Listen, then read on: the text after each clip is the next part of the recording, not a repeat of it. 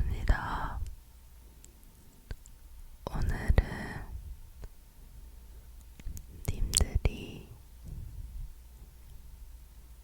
잘 수 있게 천천히 옛날 이야기를 읽어주도록 하겠습니다. 근데 그냥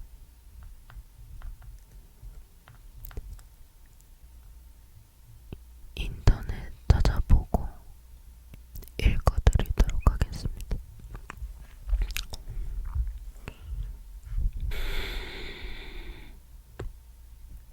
옛날 어떤 마을에 가난한 원장님이 있었다. 어느 날 이 원장님이 생일을 맞았는데 생일을 차려줄 가족들이 없었다. 그래서 서당 아이들이 원장님을 위해 술잔치를 마련하기로 했다. 우리 모두 집에서 술을 한 잔씩 가져오자. 그래, 그렇게 해서 한 대 모이면 나중에는 큰 독에 가득 찰 거야. 드디어 원장님이 생일날이 됐다. 아이들은 약속한 대로 술을 조금씩 모아서 큰 독을 한가득 채워놨다. 이걸 보고 동네 어른들도 칭찬을 아끼지 않았다.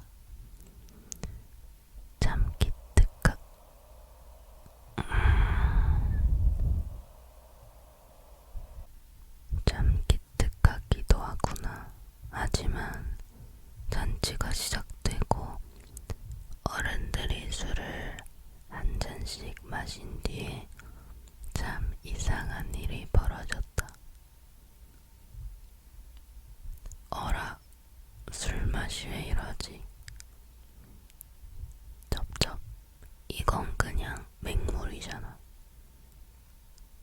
어른들 말대로 술에서는 술 냄새가 하나도 나지 않았다. 이걸 보고 한 아이가 속으로 생각했지. 이상하다. 내가 아까 술 대신 이상하다. 내가 아까 술 대신 맹물을 부었는데 그것 때문에 다른 애들이 가져온 술까지 모두 맹물이 되었나? 레전드네. 그 아이는 다른 아이들이 술을 부을 때 몰래 물을 부었던 거다. 나 하나쯤이야 하는 생각을 했던 아이는 너무나 부끄러워 고개를 들 수 없었다. 하지만 그렇게 생각한 건 다른 아이들도 마찬가지.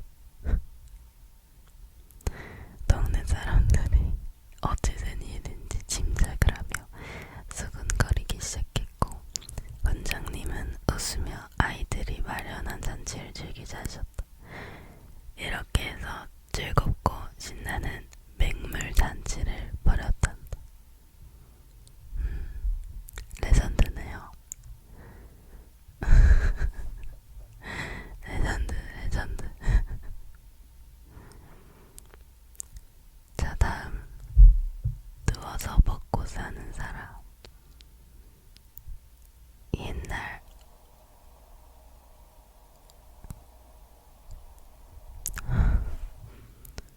그냥 할게요. 옛날 어떤 마을에 지독한 게으름뱅이가 살았다. 너무너무 게을러서 밥 먹을 때도 아내가 더 먹여줘야 할 정도였다. 이렇게 아무 일도 하지 않고 방에만 누워있으니 집안이 점점 더 가난해져 갔다. 하루는 이 게으름뱅이가 곰곰이 생각하기를 누워있기만 해도 잘 먹고 잘 사는 방법이 없을까 하는 거였다. 난데 누가 내 얘기를 써놨네. 그래, 점쟁이를 찾아갔더니 당신은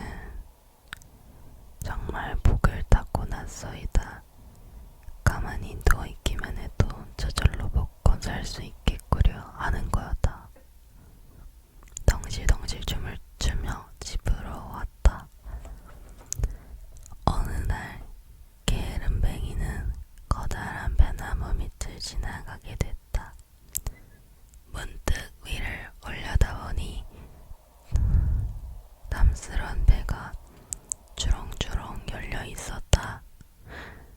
올 거니 저 배 맛 좀 보자. 게으름뱅이는 그렇게 생각하고 배나무 밑에 입을 쫙 벌리고 들어누웠다. 이렇게 하고 있으면 저절로 배가 떨어져서 입 안으로 쏙 들어올 것 같았다. 하지만 아무리 기다려도 그놈의 배는 엉뚱한 곳으로만 뚝뚝 떨어지네. 게으름뱅이 입속으로는 영 들어오지 않고 말이다.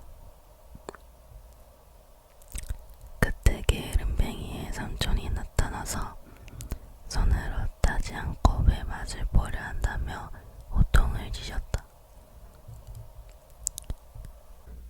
게으름뱅이는 할 수 없이 일어나서 나무 위로 올라가 배를 뚝 따서 먹었다. 손수 따먹는 게 조금 귀찮기는 했지만 입을 벌리고 누워만 있는 것보다는 훨씬 빠르고 좋았다. 이제 해가 바뀌고 봄이 되어 농사를 지어야 할 때가 됐다. 남들은 모두 논밭에 나가 열심히 일을 하는데 게으름뱅이는 마냥 집안에 들어박혀 누워만 지냈다. 그러자 또다시 삼촌이 찾아와 꾸지람을 하셨다. 이 녀석아, 아무리 누워서 먹고 살 팔자라도 사람이 재구시를 하려면 땀을 흘려야지. 당장 나가서 일하지 못해. 게으름뱅이는 할 수 없이 들에 나가 일을 했다. 밭을 갈고 씨를 뿌리고 거름을 주고 그렇게 부지런히 일하다 보니 아주 재미없고 힘들기만 한 건 아니었다. 가을에는 게으름뱅이네 밭에도 풍년이 들어 잘 살게 되었다.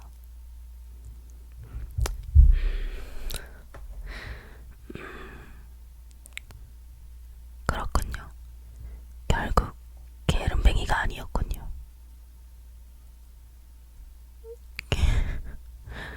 아니, 이건 게으름뱅이 이야기가 아니잖아요. 게으름뱅이가 아닌데 게으름뱅이 이야기라고 하면 어떡합니까? 네? 당장 나가서 일하지 못해 라고 한다고 하는 수 없이 나가서 일해가지고 가을에 밭에 풍년이 들었는데 이게 뭐가 게으름뱅이라는 거죠?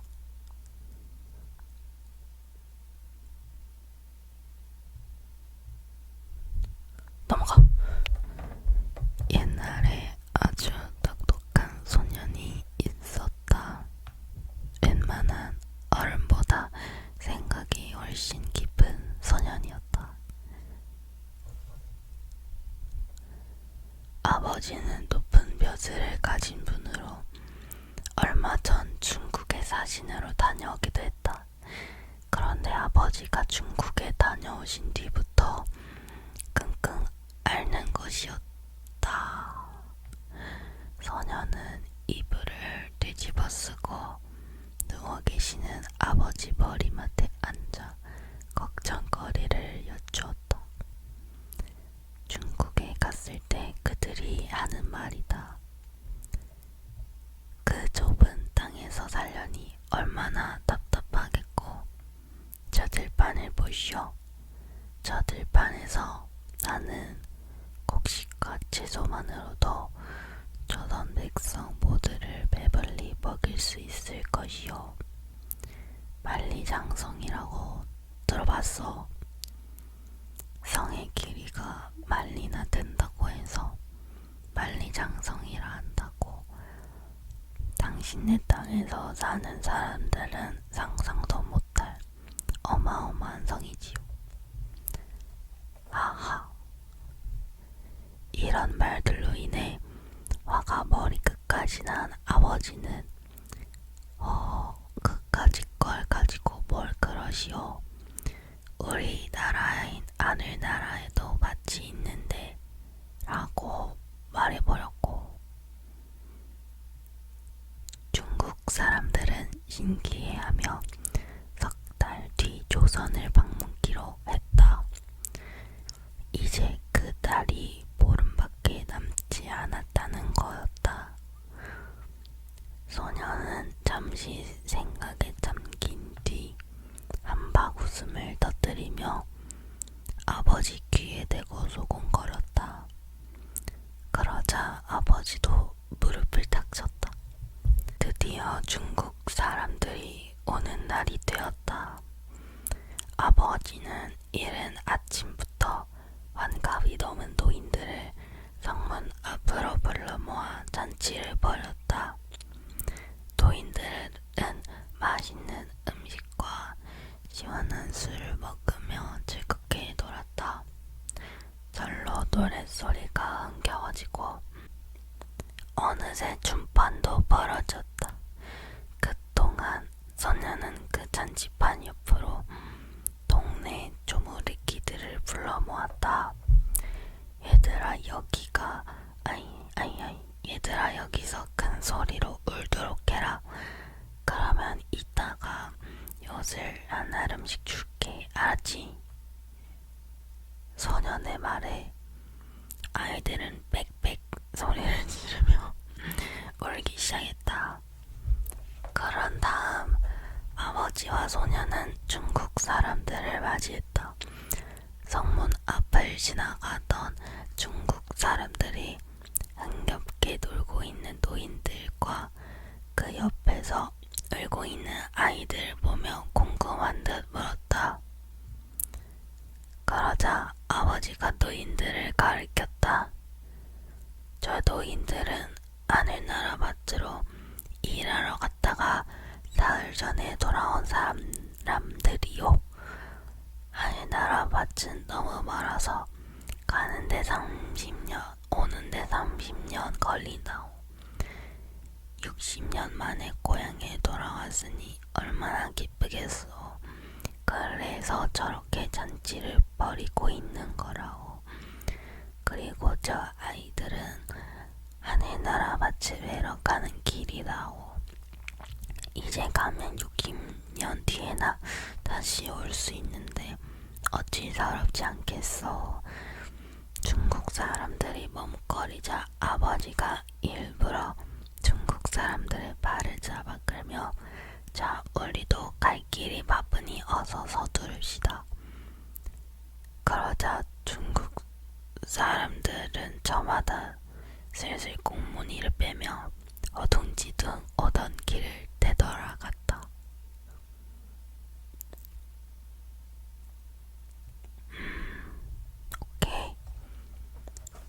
오케이 이해했어요. 중국 사람들한테 하늘나라 밭 가자고, 30년 걸리니까 가자고, 가볼 때면 가쇼 이렇게 해가지고 이제 중국 사람들이 안 가겠다 이렇게 했네요. 오케이. 이야기에 댓글을 걸지마. 그냥 받아들여. 그렇구나. 그냥 받아들여. 자, 하나만 더 읽어주도록 하겠습니다.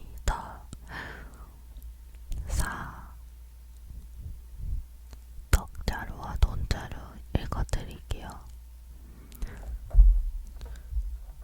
돈이 최고라고 믿는 부자 영감이 있었다. 그는 돈이 생긴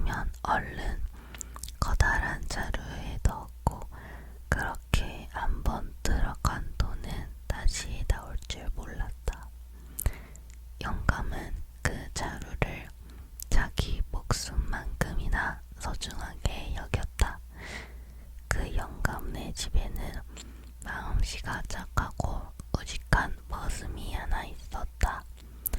영감이 일한 품삯 대신 옥수수 떡을 주어도 불평 한마디 하지 않았다.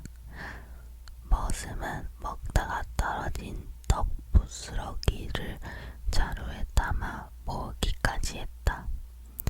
영감이 돈을 자루에 모으듯 말이다. 그것을 본 영감이 머슴을 비웃었다. 그까짓 옥수수 떡 부스러기가 뭐라고 자루에 담아? 동전 한 입도 안 되는 걸 가지고. 하지만 머슴은 영감의 놀림에도 아랑곳하지 않고 오히려 떡자루를 더욱 소중히 여기며 잘 때 빼고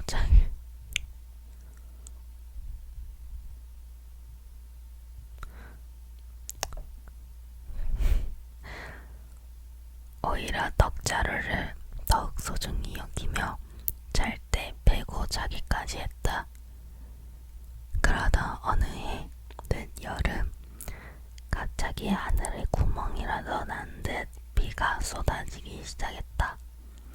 어찌나 비가 많이 내리는지 하루 만에 논과 밭은 물론이고 집까지 물에 잠겼다. 영감과 머슴은 물을 피해 어겁지겁 산으로 올라갔다. 그들은 각각 돈자루와 떡자루를 손에 쥐고 있었다. 어느새 저녁이 되어 슬슬 배가 고파지기 시작했다. 잠시 뒤 머슴은 떡자루에서 떡을 한 움큼 집어먹었다. 그걸 본 영감이 입맛을 다졌다. 너 혼자만 먹니? 나도 좀 줘. 이까짓 걸 소중하게 여겨 머슴 노릇이나 하고 산다면서 유. 머슴의 말에 영감은 입을 다물었다. 이튿날이 되자 머슴은 또 떡자루에서 떡을 한 줌 집어먹었다. 영감은 저도 모르게 침을 꿀꺽 삼켰다. 얘야 조금만 다오. 그러자 머슴은 아무 대꾸도 하지 않았다. 자, 돈을 줄게. 영감은 돈자루에서 동전 한 잎을 꺼냈다.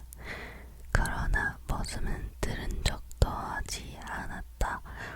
영감이 동전을 하나 더 꺼내도 꼼짝하지 않았다. 한참 동안 머슴을 노려보던 영감은 단단히 마음먹은 듯 돈자루를 벌렸다. 얘다 5잎이다. 이 정도면 떡 한 시루 값이야. 그래도 머슴은 고웃음만 칠 뿐이었다. 그날 밤 영감은 배가 너무 고파 잠을 이룰 수 없었다. 밤새 뒤척거리던 영감은 새벽녘에야 겨우 눈을 붙일 수 있었다. 하지만 곧 아침 햇살이 내리쬐기 시작했다. 언제 일어났는지 머슴은 냠냠거리며 떡 부스러기를 맛있게 먹고 있었다. 그 소리에 영감은 눈을 번쩍 떴다. 더 이상 배고픔을 참을 수 없었다. 얘다 백냥이다. 이 정도면 눈도 살 수 있어. 자, 떡 좀 다오. 영감은 머슴에게 돈을 던지며 떡자루를 뺏으려고 했다. 하지만 머슴은 돈에 눈길 한 번 주지 않았다.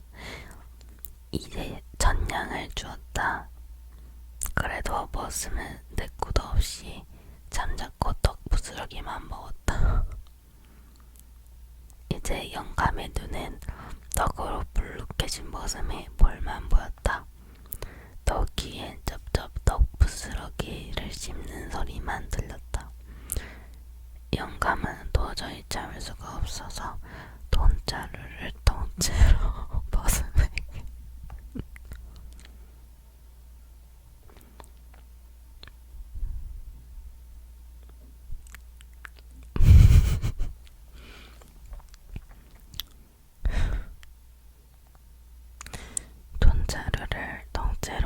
머슴에게 던졌다. 그제야 씩 웃으며 떡자루를 벌려 영감에게 내밀었다. 영감은 허겁지겁 떡부스러기를 먹기 시작했다. 그 모습을 보며 머슴이 속으로 말했다. 굶어 죽은 귀신이 따로 큰 떡부스러기가 동전 한 입보다 못하다고. 인제 이 떡부스러기가 얼마나 귀한 것인지 아시겠지요? 영감 나으리, 아시겠지요? 오늘은 제가 옛날 이야기를 읽어드렸는데요. 옛날 이야기 재미있네요. 제가 기회가 된다면 다음에도 마저 읽어드리도록 하겠습니다.